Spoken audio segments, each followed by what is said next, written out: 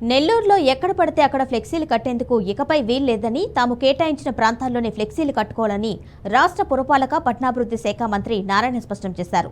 హర్నాథపురం సమీపంలోని సర్వేపల్లి కాలువపై ఆకస్మికంగా పర్యటించారు. స్థానిక నివాసాలకు వెళ్లి వారి సమస్యలను అడిగి తెలుసుకున్నారు. ట్రాఫిక్ కంట్రోల్ చేయాలి అనే ఉద్దేశంతోనే 2014 నుంచి 2019 మధ్య కాలంలో సర్వేపల్లి కాలువపై 5 బ్రిడ్జీలు నిర్మించాలని నిర్ణయించినట్లు గుర్తు చేశారు. 3 బ్రిడ్జీల్ని కూడా మంజూరు చేసినట్లు తెలిపారు. వీటిలో కొన్ని పనులు పెండింగ్లో ఉన్నాయన్నారు. వెంటనే బ్రిడ్జీల నిర్మాణానికి ఎస్టిమేషన్తో పాటు వాటిని త్వరితగిన పూర్తి చేయాలని అధికారుల్ని ఆదేశించామన్నారు.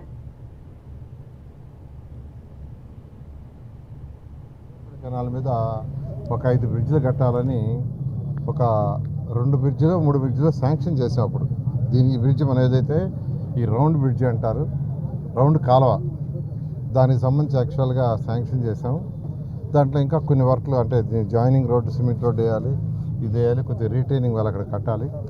ఇప్పుడే మా అధికారులకి చెప్పాను, ఇమీడియట్గా దాన్ని ఎస్టిమేషన్ వేసి కంప్లీట్ చేయమని. తర్వాత ఈ సర్వేపల్లి కాలువ కట్ట ఎలక్షన్ తిరిగేటప్పుడు వాళ్ళందరూ ఒక రిక్వెస్ట్ అడిగారు.